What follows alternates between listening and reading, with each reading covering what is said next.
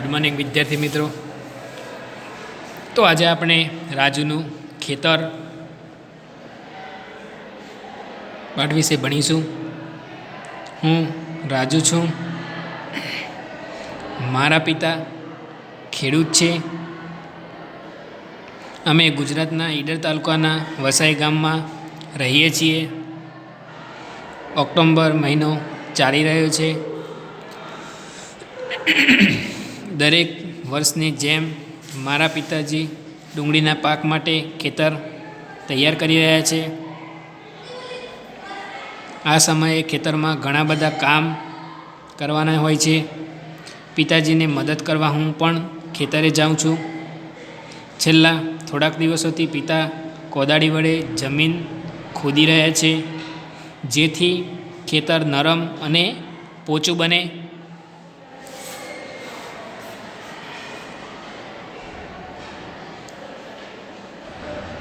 તો રાજુના વિસ્તારમાં જમીનને નરમ બનાવવા કોદાળી નામના સાધનનો ઉપયોગ થાય છે. આ પ્રકારના સાધનને તમારા વિસ્તારમાં શું કહેવાય છે? તો અમારા વિસ્તારમાં પણ આ સાધનોને કોદાળી કહેવામાં આવે છે. ખેડૂતને ખેતીના કામના જમીનને નરમ અને પોચી બનાવવા તથા જમીનની અંદર ખાડાઓ ખોદવા માટે આ સાધનો ઉપયોગી છે.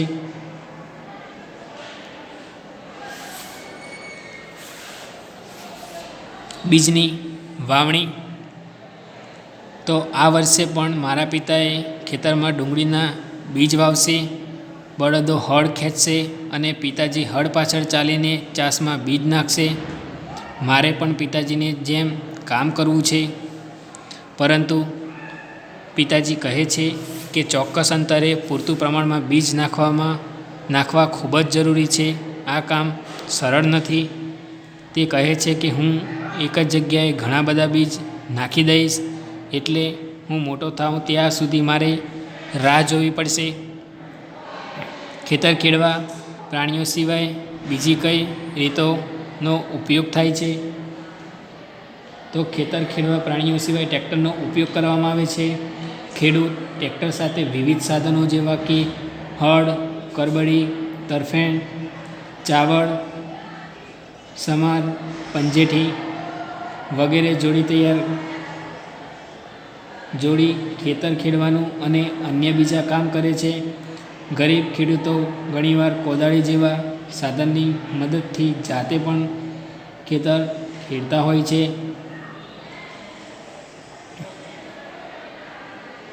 પરંતુ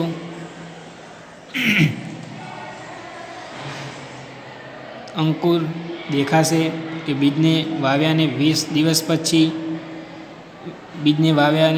દિવસ થઈ ગયા. ડુંગળીના બીજ અંકુરિત થવાના ચાલુ થઈ ગયા છે. ડુંગળીના છોડની સાથે સાથે નીંદણ પણ ઉગ્યું છે. નીંદણ ખેતરોમાં અને બગીચાઓમાં વાવ્યા વગર ઉગી નીકળશે. ખેતીના પાકમાં નીંદણ દૂર કરવામાં ન આવે તો પાક સારો થતો નથી. મમ્મી, કાકા અને હું પિતાજીને આ માટે મદદ કરીએ છીએ. તો ડુંગળીના પાકને જોઈને મને આનંદ થાય છે. તે મારા ઘૂંટણ જેટલા ઊંચા થઈ ગયા છે. પાંદડા પીળા થઈ ગયા છે અને સૂકા થઈ ગયા છે. એનો મતલબ ડુંગળીનો પાક તૈયાર થઈ ગયો છે. તેને લણવો પડશે.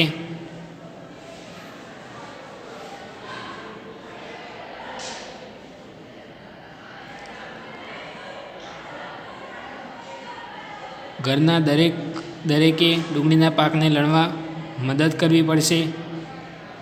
તે સમયસર થવું ખૂબ જ જરૂરી છે.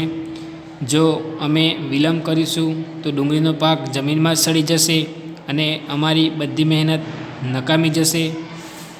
તો રાજુને ખેતરમાં મદદ કરે છે. શું તમે ઘરના વડીલોને તેમના કામમાં મદદ કરશો? તમે કયા કામમાં મદદ કરશો? તો હા, હું પણ રાજુની જેમ મારા ઘરના વડીલોને તેમના કામમાં મદદ કરું છું. જેવા કે મમ્મીને ઘરની સફાઈ કરવામાં, ઘરની સજાવટ કરવામાં, દુકાનમાંથી રોજિંદી ઉપયોગી વસ્તુ લાવવામાં અને દાદા દાદીને મંદિરે લઈ જવામાં મદદ કરું છું. તમને કામ કરવાની મજા આવી? હા, મને કામ કરવાની મજા આવી.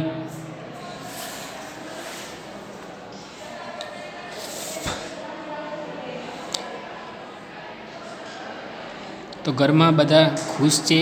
આ વખતે ડુંગળી મોટી અને સારી છે.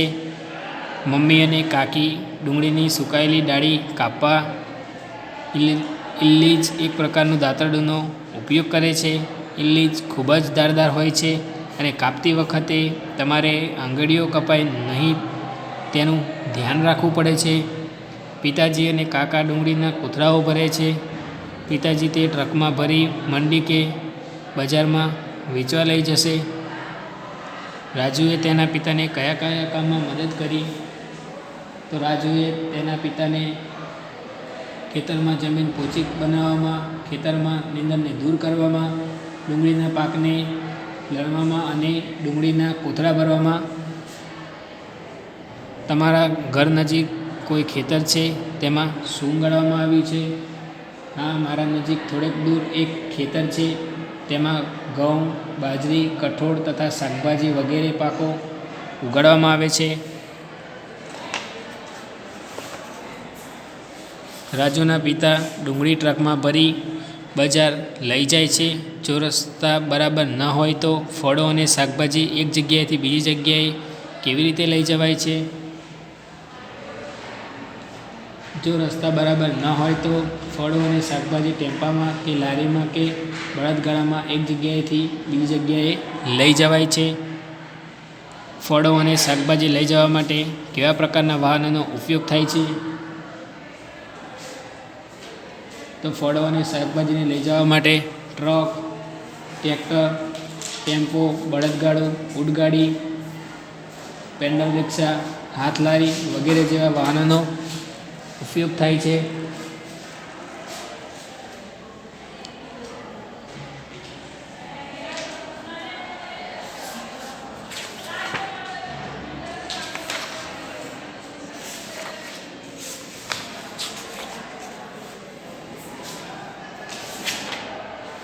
તો જોઈએ કે જમીન આપણી અમૂલ્ય સંપત્તિ છે.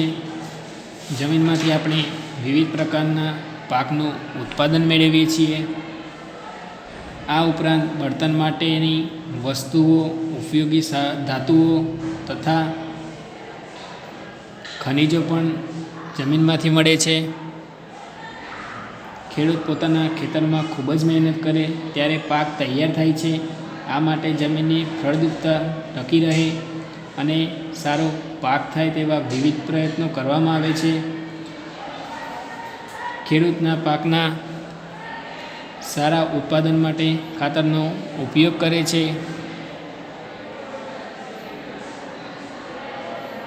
પાકના ઉત્પાદનમાં સેન્દ્રિય ખાતર વાપરવાથી જમીનની ફળદ્રુપતા વધે છે અને જમીન સજીવ બને છે. આપણા રાજ્યમાં ખેડૂતો વિવિધ પ્રકારના પાક જમીનમાંથી મેળવે છે. જેમાં ઘઉં, બાજરી, જુવાર અને મકાઈ મુખ્ય અનાજ છે. મગ, ચણા, તુવેર, વટાણા અને ચોળા મુખ્ય કઠોળ છે. બટાટા, કારેલા, દૂધી, ભીંડા, ડુંગળી, કોબીજ, ફુલેવર, રીંગણ જેવા શાકભાજીને પણ ઉત્તમ પ્રકારની ખેતી થાય છે. કેરી, જામફળ, દાડમ, પપૈયા, તરબૂચ, ચીકુ, કેળા, નારંગી વગેરે ફળો તથા મગફળી, તલ, સરસવ, સોયાબીન જેવા તેલબિયા પણ થાય છે. આપણા રાજ્યમાં સાબરકાંઠામાં ડુંગળી, બનાસકાંઠામાં બટાકા, સૌરાષ્ટ્રમાં મગફળી, દક્ષિણ ગુજરાતમાં જુનાગઢ અને કચ્છના કેરીના મબલખ પાક આપણા ખેડૂતો ઉત્પન્ન કરે છે. આમ ખેતીની રીતે અનાજ, કઠોળ, શાકભાજી, ફળો, તેલીબિયાં વગેરે આપણા મુખ્ય પાક છે.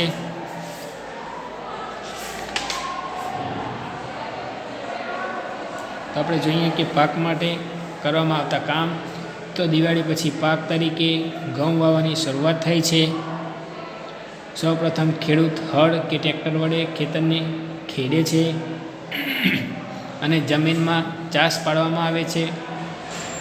કેટલાક ખેડૂતો જમીનને વધુ પોચી બનાવવા માટે 2 વાર ખેડ પણ કરે છે. તો ખેતર ખેડી લીધા પછી ચાસમાં ચોક્કસ અંતરે ઘઉંના બીજ નાખવામાં આવે છે. આ પછી તેના પર તરત જ સમાર ફેરવવામાં આવે છે. આ પ્રક્રિયાથી બીજ ઉપર માટી પથરાઈ જાય છે અને બીજને પક્ષીઓ ખાઈ શકતા નથી તથા બીજને જમીનની અંદર ઉગવા માટે તાપમાન મળી રહે છે. થોડા દિવસ પછી આખા ખેતરમાં ઘઉંના બીજ ઉગીને બહાર આવે છે. આ સમયે ખેડૂત આખા ખેતરમાં ક્યારા બનાવીને તેમાં પિયત કરે છે.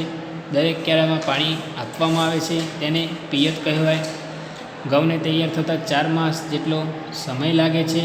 આ દરમિયાન તેને 4 થી 5 વાર પાણી આપવું પડે છે. ઘઉં તૈયાર થયા પછી તેને કાપી પૂડા તૈયાર કરવામાં આવે છે અને આધુનિક પદ્ધતિ થ્રેસર વડે ઘઉંને કણસલામાંથી છૂટા પાડવામાં આવે છે. ખેડૂત આ ઘઉં કોથળાઓમાં ભરી બજારમાં લઈ જઈ વેપારીને વેચે છે.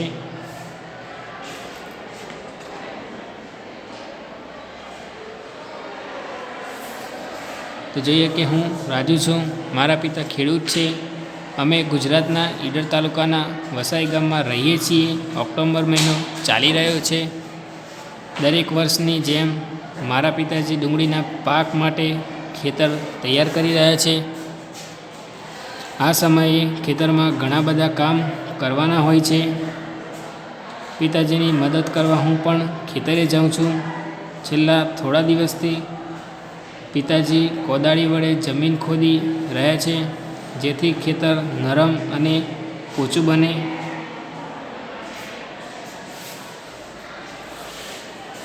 આ વર્ષ પણ મારા પિતા ખેતરમાં ડુંગળીના બીજ વાવશે. બળદો હળ ખેંચશે અને પિતાજી હળ પાછળ ચાલીને ચાસમાં બીજ નાખશે. મારે પણ પિતાજીની જેમ કામ કરવું છે, પરંતુ પિતાજી કહે છે કે ચોક્કસ અંતરે પૂરતા પ્રમાણમાં બીજ નાખવા ખૂબ જ જરૂરી છે. આ કામ સરળ નથી. તે કહે છે કે હું એ જ જગ્યાએ ઘણા બધા બીજ નાખી દઈશ, એટલે હું મોટો થાઉં ત્યાં સુધી મારે રાહ જોવી પડશે.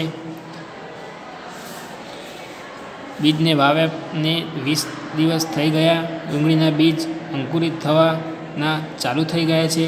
ડુંગળીના બીજની સાથે સાથે નીંદણ પણ ઉગ્યું છે.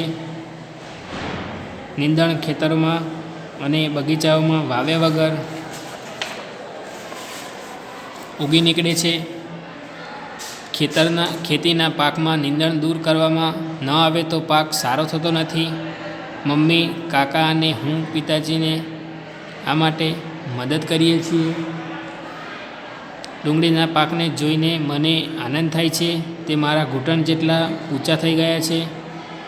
પાંદડા પીળા થઈ ગયા છે અને સૂકા થઈ ગયા છે. એનો મતલબ ડુંગળીનો પાક તૈયાર થઈ ગયો છે. તેને લણવું પડશે.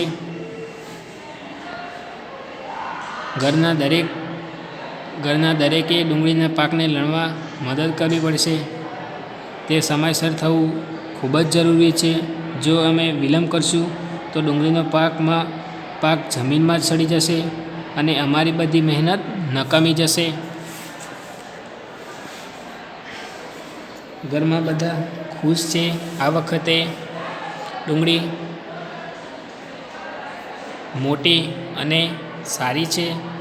મમ્મી અને કાકી ડુંગળીની સુકાયેલી ડાળી કાપવા ઇલ્લીઝ એક પ્રકારનું દાંતરડુંનો ઉપયોગ કરે છે. ઇલ્લીઝ ખૂબ જ ધારદાર હોય છે અને કાપતી વખતે તમારી આંગળીઓ કપાય નહીં તેનું ધ્યાન રાખવું પડશે.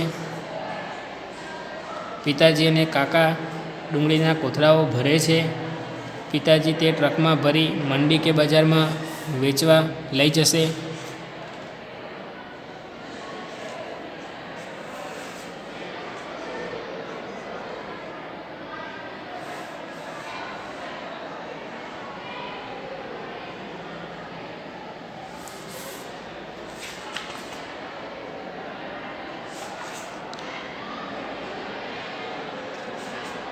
તો રાજુના ખેતરમાં વપરાયેલા થોડા સાધનો અહીં આપ્યા છે. આ સાધનોના નામ લખો. તેને તમારા વિસ્તારમાં શું કહેવાય છે?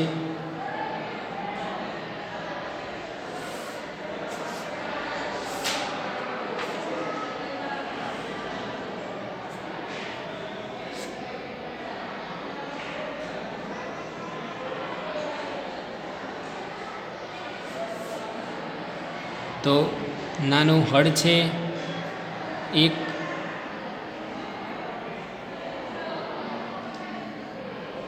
ખેતર ખેડવા, જમીનના ચાસ પાડવા અને જમીનને પોચી બનાવવામાં. બીજા નંબરમાં કોદાળી છે, જમીનને પોચી બનાવવા અને જમીનના ખાડા કરવા. ત્રીજું તો ઇલ્લીચ છે કે જે ફળ, શાકભાજી, પાક તથા ઘાસને કાપવા કે ફાડ કરવા.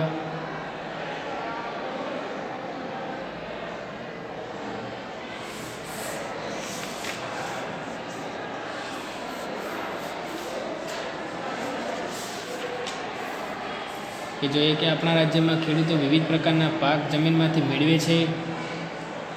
ખેડૂતો પોતાના ખેતરમાં ખૂબ જ મહેનત કરે છે, ત્યારે પાક તૈયાર થાય છે. આ માટે જમીનની ફળદ્રુપતા ટકી રહે અને સારો પાક મળે છે તેવા વિવિધ પ્રયત્નો કરવામાં આવે છે.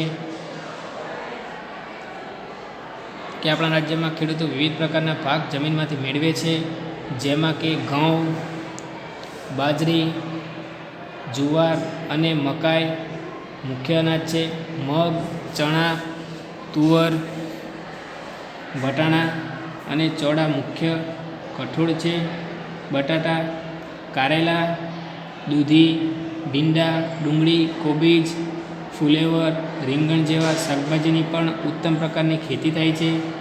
કેરી, જામફળ, દાડમ, પપૈયા, તરબૂચ, ચીકુ, કેળા, નારંગી વગેરે ફળો તથા મગફળી, તલ, સરસવ, સોયાબીન જેવા તેલીબિયાં પણ થાય છે. આપણા રાજ્યમાં સાબરકાંઠામાં ડુંગળી, બનાસકાંઠામાં બટાટા, સૌરાષ્ટ્રમાં મગફળી, દક્ષિણ ગુજરાતમાં જુનાગઢ અને કચ્છમાં કેરીના મબલખ પાક આપણા ખેડૂતોને ઉત્પન્ન કરે છે. આમ ખેતીની રીતે અનાજ, કઠોળ, શાકભાજી, ફળો, તેલીબિયાં વગેરે આપણા મુખ્ય પાક છે. તો ખેતર ખેડવા પ્રાણીઓ સિવાય ટ્રેક્ટરનો ઉપયોગ કરવામાં આવે છે. ખેડૂત ટ્રેક્ટર સાથે વિવિધ સાધનો કે હળ, કરબડી, તરફેણ, ચાવડ, સમાર, પંજેઠી વગેરે જોડી ખેતર ખેડવાનું અને અન્ય બીજા કામ પણ કરે છે. ગરીબ ખેડૂતો ઘણીવાર કોદાળી જેવા સાધનોની મદદથી જાતે પણ ખેતર ખેડતા હોય છે.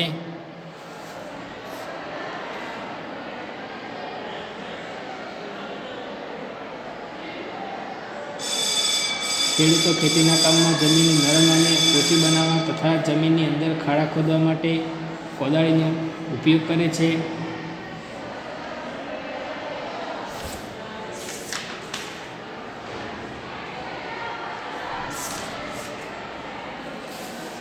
ખેડૂત ખેતરે ખેડે છે તે ખેતરમાં અનાજના બી વાવે છે, જરૂરી ખાતર નાખે છે, પાકને પિયત કરે છે તેમજ પશુ પક્ષીને પાકનું રક્ષણ કરે છે.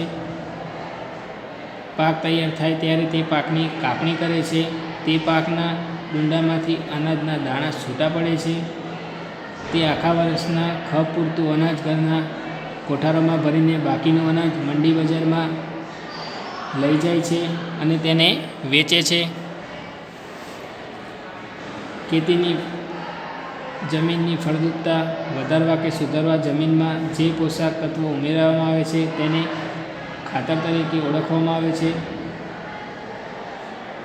ખેતરમાં એક જ જાતનો પાક દર વખતે ઉગાડવાના બદલે જુદા જુદા પાક વારાફરતી ઉગાડવામાં આવે છે.